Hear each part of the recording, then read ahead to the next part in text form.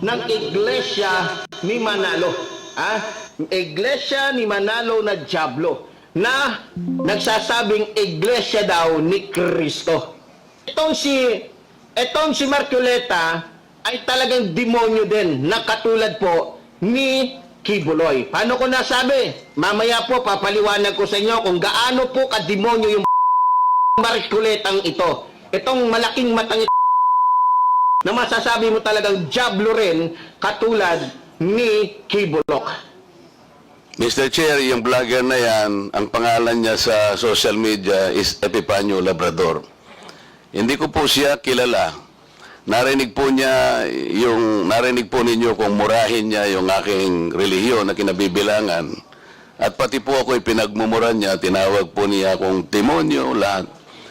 Pero hindi po ako kumikibo. Ang sinasabi ko lang, kung tayo talaga ay i-address po natin ang mga ganitong klaseng paninira na mga narratives, ay siguro po pati itong mga ganitong klaseng tao ay may patawag din natin. Ako po, kahit na po ano pang sabihin nila, I will just stay as I am. As transparent and as accountable as I am. Because right now, what we need are people that can probably criticize us to the height of even abusing their rights. Pero ako po, walang problema sa kanila. Ay darating din po ang panahon that these people will be rendered useless. At wala nang maniniwala sa kanila until time will come na masasabi ng tao that they are stupid, useless people and they are simply liars. Tayo po, ang ating role lang basta ayusin lang po natin ang ating pagsisilbi. Kahit ano pong sabihin nila sa atin. Tingnan po niyo yung pagmumura nila sa akin. Wala naman po akong hindi ko po nga kilala yan. Kung murahin niya po ako, parang, kayo po, narinig po ninyo lahat kung anong pinagsasabi niya. But people, I think, will not believe him. Dahil hindi po ako yun, yung sinasabihan niya. Maraming salamat po, Mr. Chair. That is precisely the objective of this hearing, Representative Marcoleta. So, are you requesting that Mr. Epifanio be called to be invited for the next hearing? By all means, Mr. Chair, I will thank you for that. Comsec, please take note. The said person that has been mentioned earlier by Representative Marcoleta will be invited for the next hearing. Maraming salamat po, Mr. Chair. What I would like to say is not an interpellation. Maybe I will just make a very general manifestation, Mr. Chair, because up to now, I am not yet sure how how can we address this looming problem that the country faces in relation to fake news and deep fakes, false narratives and false information in the face of certain gold standard set by our Supreme Court. This gold standard, Mr. Chair, came in the form of decisions. May I just cite at least 4 of them, Mr. Chair, for our sake. This concerns the conduct of public men, people in government, and how criticisms can be hurled against them and how should they respond to these criticisms. I think these are very important standards, Mr. Chair, in the wake of our desire to probably make laws in relation to free speech. The first one, Mr. Chair, is the case of Yabut versus Office of the Ombudsman, 303 Philippines 319. And I quote this: a public official, more especially an elected one, should not be onion-skinned. Strict personal discipline is expected of an occupant of a public office because a public official is a property of the public. He is looked upon to set the example how public officials should correctly conduct themselves, even in the face of extreme provocation. The second standard, or the second case that reiterates this standard, Mr. Chair, is United States versus Bustos, 37 Philippines 731. And I quote this: the interest of society and the maintenance of good government demand a full discussion of public affairs, complete liberty to comment on the conduct of public men is a scalpel in the case of free speech. The sharp incision of its probe relieves the abscesses of official dome. Men in public life may suffer under a hostile and unjust accusation. The wound can be assuaged with the balm of clear conscience. A public officer must not be too skinned with reference to comment upon his official acts.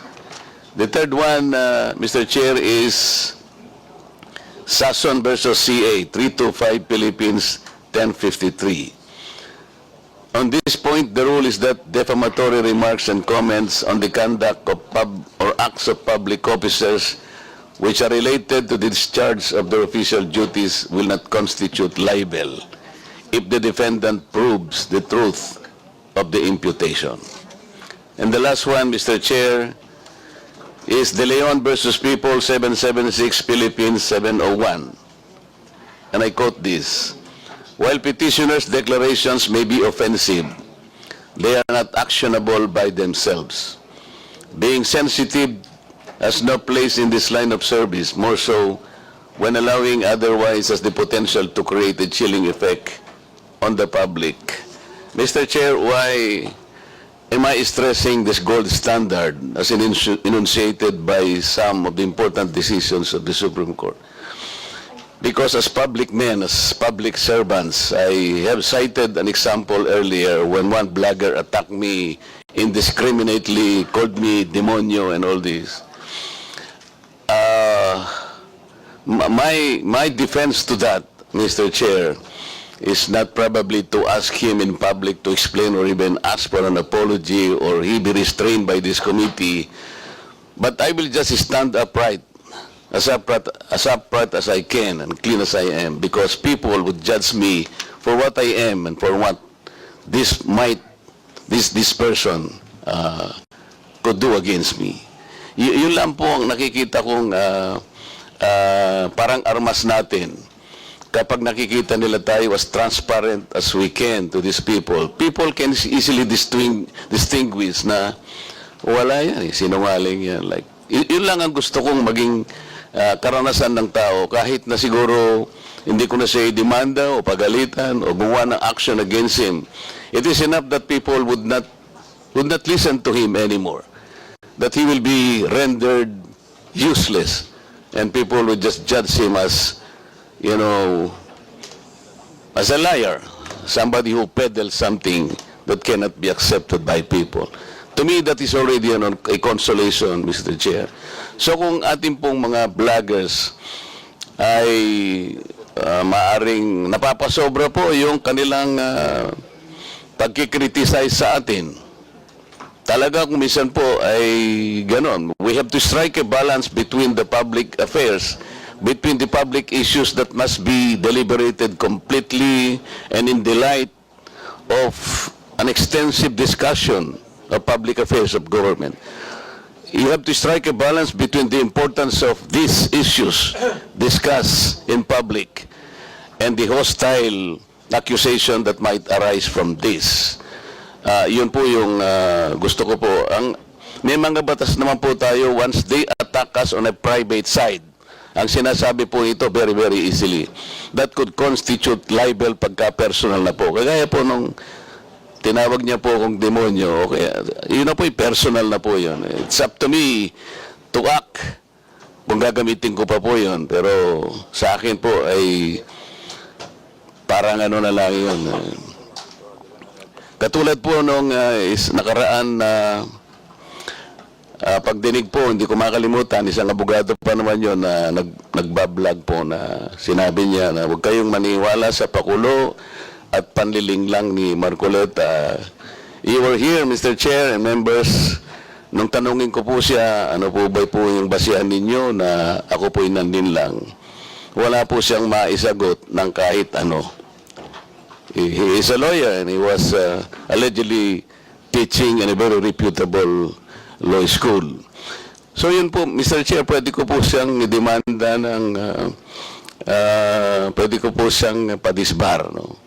Iniisip ko lang po na pwede kong gawin yun because as a lawyer, ay maling-mali po yung ginawa niya because we have our own code na talaga pong pinagsisikapan naming itaguyod sa mga members po ng Philippine Bar.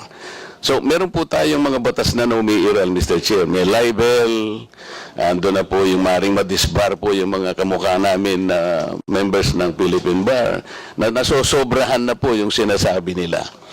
Pero sa mga vloggers po na maaaring kinikriticize tayo because our conduct is public.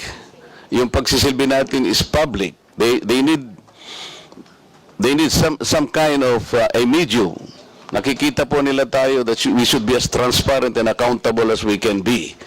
Sa akin po ay binibigay ko na lang pong